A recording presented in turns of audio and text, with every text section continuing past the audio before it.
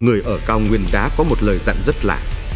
Nếu Sương bắt đầu xuống, đừng bao giờ đi theo cô gái này, vì có những người đã đi theo cô ấy và không bao giờ trở về. Hoàng hôn trên cao nguyên đá tắt rất nhanh. Chỉ vài phút trước còn nhìn thấy cả thung lũng, nhưng khi Sương kéo đến, mọi con đường đá bắt đầu giống hệt nhau. Sương ở đây xuống rất nhanh, nhanh đến mức bạn sẽ không nhận ra mình đã đi lạc từ lúc nào. Người đi rừng nói rằng đôi khi trong màn sương dày đặc đó, bạn sẽ gặp một người đứng lặng trên con đường núi. Một cô gái. Không ai biết cô ấy đến từ đâu, và cũng không ai biết cô ấy dẫn người ta đi đâu. Chuyện đó xảy ra với tôi vào một buổi chiều lạc đường trên cao nguyên đá. Sương xuống nhanh hơn tôi nghĩ. Chỉ trong vài phút, cả dãy núi đá trước mặt tôi đã biến mất trong màn trắng đục. Những con đường đá bắt đầu giống hệt nhau, rẽ trái hay rẽ phải, tất cả đều dẫn vào sương. Tôi không còn biết mình đang ở đâu. Lúc đó tôi nhìn thấy một bóng người. Ban đầu tôi tưởng đó chỉ là một tảng đá đứng giữa đường, nhưng rồi tảng đá đó bắt đầu chuyển động. Một cô gái đứng lặng bên đường núi, tóc dài, áo tràm của người vùng cao và chiếc túi vải đeo bên vai. Cô nhìn tôi như thể đã đứng đó từ rất lâu. Tôi hỏi đường về bản.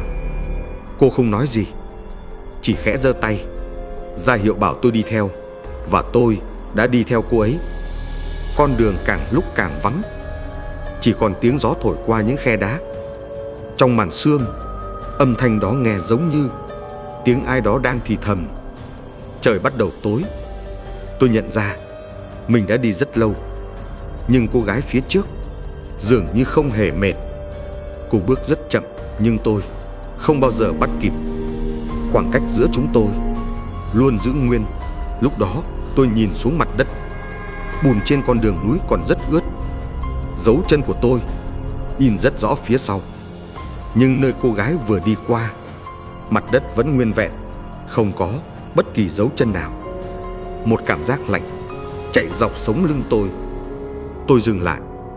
Cô gái phía trước cũng dừng lại, rồi từ từ quay đầu nhìn tôi. Ánh mắt cô ấy không giống ánh mắt của người sống.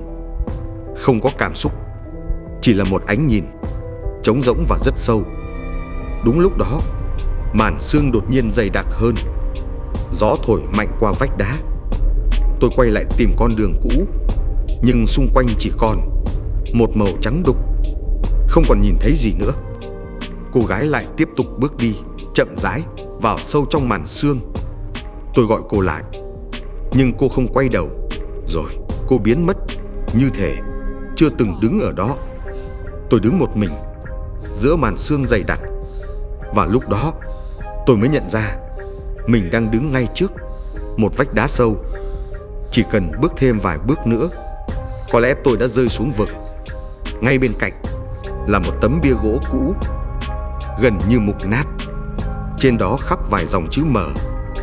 Tôi lau lớp rêu bám trên mặt gỗ và đọc được một dòng chữ: cô gái dẫn đường chết vì rơi xuống vách đá này 20 năm trước. Người trong bản kể rằng từ sau cái chết đó, mỗi khi sương xuống trên cao nguyên đá, vẫn có người nhìn thấy một cô gái đứng lặng trên con đường núi, không nói gì, chỉ lặng lẽ ra hiệu cho người lạc đường đi theo mình. Có người tin rằng cô ấy vẫn đang dẫn những kẻ lạc đường tránh khỏi vách đá nơi cô đã chết. Nhưng cũng có người nói rằng không phải ai cũng may mắn như vậy, vì trong màn sương dày đặc của cao nguyên đá, đôi khi người dẫn đường đó cũng có thể dẫn nhầm người.